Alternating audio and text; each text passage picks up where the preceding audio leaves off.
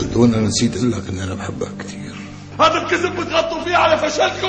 يعني يا منطوا سوا يا منقب سوا. شو تفضلت؟ لك استحوا الحشاشة يعملوا هيك. مين عامل فيك هيك؟ بدي ذله، بدي اشوف الذل بعيونه. ليش رسم الاختام وتقليد التوقيع مو فن تشكيل؟ بلا يا حقير. حركة تاني ولا تلومنيها. بفرم فرم ها. خلص الهرمونات اللي لازم تاخذها مشان يطلع لك شعر بوشك. بس ابقى انا ساكت مستحيل. وبعدين ولا انت بحق لك تعمل منه. هذا الحكي ما بصير. عيب. نحن ما عملنا شيء غلط لنندم عليه. الله يوفقك لا تندمي علي. طريقنا على حبل المشنقة صار بسيط.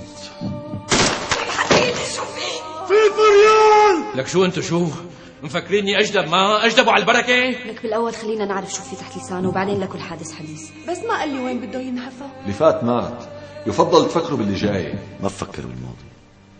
بعمري ما ندمت على شيء عملته. لا تنسى استاذ انه رجليك ورجلينا بالفلقه سوا. كل الشباب هالايام بيحكوا هيك. استري على شرفنا يا ست الحسن والشرف. واصلا انا شو دخلني؟ لك اصلا انت البلاء. مو معقول نضل قاعدين هيك مثل النسوان الارامل. هلا شو بدنا بالماضي؟ خلينا بهلا. انا ابي ما نو هيك، والله ابي ما نو هيك. كان قلبك حسك. شو علي؟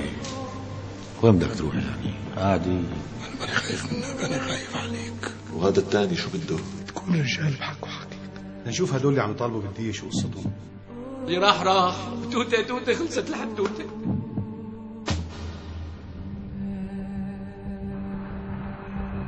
ومو واجب القانون انسى واجب ابوك.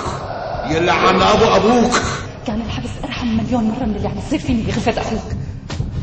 اذا كان اختك خانت جوزها، ابوك خان امه ومرته واولاده واخوه. على اساس انه الشغله كانت ماشيه صح، بس لانه الشرطه تدخلت قاموا لغوا العمليه كلها وقت. الكنز بضل غالي لانه مدفون تحت الارض، وانا كشفت كنزي بسرعه عشان هيك صار رخيص.